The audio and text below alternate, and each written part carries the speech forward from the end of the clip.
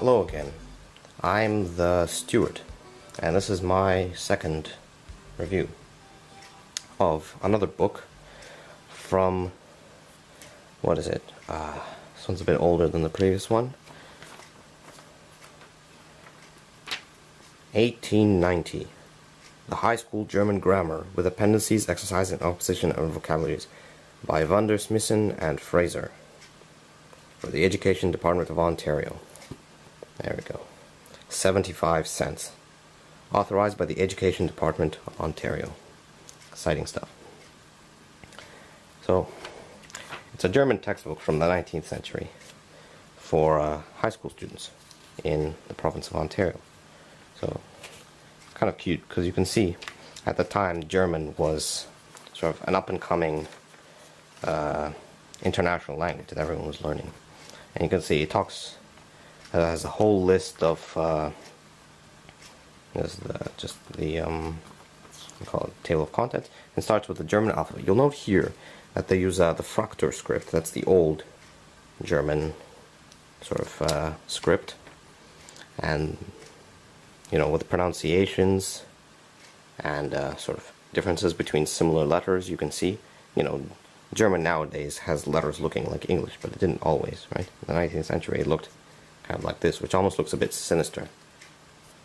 A few ligatures. Here are some pronunciation guides. And you see the English is printed in sort of regular Uncial script, sort of Roman script, and Fraktur script is what German is written in, on the same line always. You see, which is kind of weird how they mix that.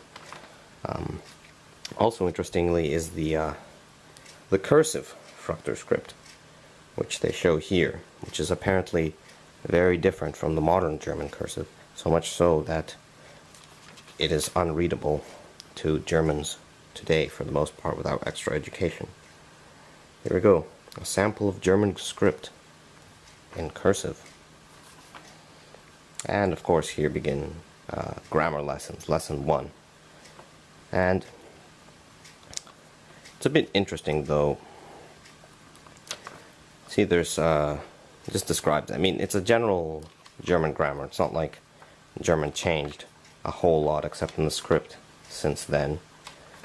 It's interestingly enough, I bought this for about $2 in the small town of Elora in southern Ontario from an antique shop, and they didn't seem to mind about this book, so they gave it to me for very cheaply. But I think it's a real treasure. You can see really what people were sort of studying at the time, right? Nowadays we have other languages to study, or if we do study German, we study it differently. A few more exercises.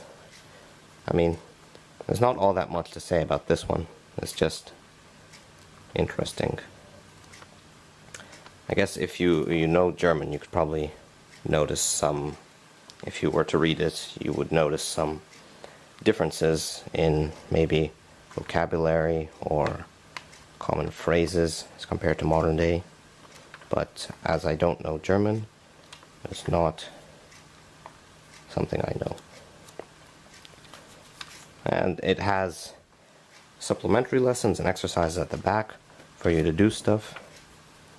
Sort of questions with answers at the end, translation exercises, and a vocabulary list at the very back. And it's interesting because pretty much, if you really wanted to, you could, I guess you could learn German with this old book. You'd have to be careful not to destroy it or anything, but it's still the same German pretty much. It's pretty, I guess, comprehensive for getting a limited fluency in German, I'd imagine. And should you buy, if you find it, which is very unlikely, this is more than 100 years old and is location specific, not exactly a popular book, but if you do find it, I'd say you should get it, especially if you have an interest in linguistics, history, or if you know German, in which case it's a special sort of interest to you. How at the time sort of parts of the British Empire were teaching the language of the enemy. Well, not at the time the enemy, but you know. And yeah, I guess that's it for this second review, much shorter than the previous one.